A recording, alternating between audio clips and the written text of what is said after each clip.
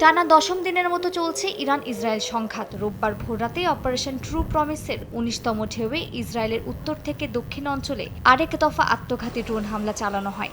IRGC হুঁশিয়ারি দিয়েছে এই অভিযান ধারাবাহিকভাবে চলবে। ইরানের বিপ্লবী গার্ড বাহিনীর দাবি, এর আগে তাদের ১৮তম ক্ষেপণাস্ত্র ও ড্রোন হামলা ছিল এখন পর্যন্ত ইসরায়েলের বিরুদ্ধে সবচেয়ে সফল অভিযানগুলোর একটি। তারা আরও দাবি করে, দীর্ঘ পাল্লার কাদর এফ ক্ষেপণাস্ত্রে হাইফার সেন্টার অফ এআই রিসার্চ সহ অন্তত ১৪টি সামরিক স্থাপনায় আঘাত হানা হয়।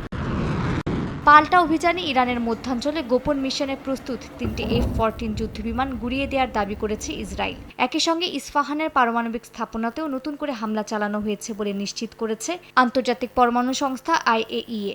IAEA এর প্রধান রাফায়েল গ্রোসি জানিয়েছেন, ইস্পাহানের কমপ্লেক্সে এখন পর্যন্ত 10টি ভবন হামলার শিকার হয়েছে, যাদের মধ্যে রয়েছে ইউরেনিয়াম রূপান্তর কেন্দ্র, রিঅ্যাক্টর ফুয়েল প্রস্তুত কারখানা ও মেটাল প্রসেসিং প্ল্যান্ট।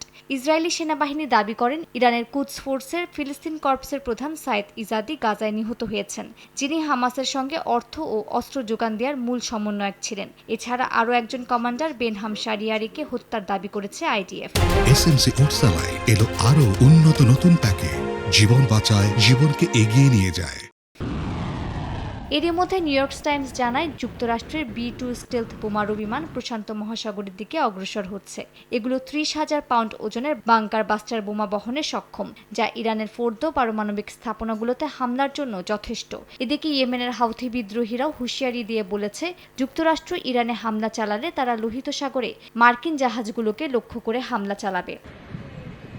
ফরাসি প্রেসিডেন্ট ইমানুয়েল ম্যাক্রোর সঙ্গে ফোন আলাপে ইরানের শান্তিপূর্ণ পারমাণবিক কার্যক্রম ঘিরে আস্থা গড়ে তুলতে সংলাপ ও সহযোগিতায় তেহরান প্রস্তুত বলে জানান ইরানি প্রেসিডেন্ট মাসুদ পেজিশকিয়ান। তবে ইউরেনিয়াম সমৃদ্ধকরণ কর্মসূচি বন্ধের কোনো দাবি গ্রহণযোগ্য নয় বলে সাফ জানিয়ে দিয়েছেন তিনি। মালিহা সুহরওয়ার্দী, সময় সংবাদ।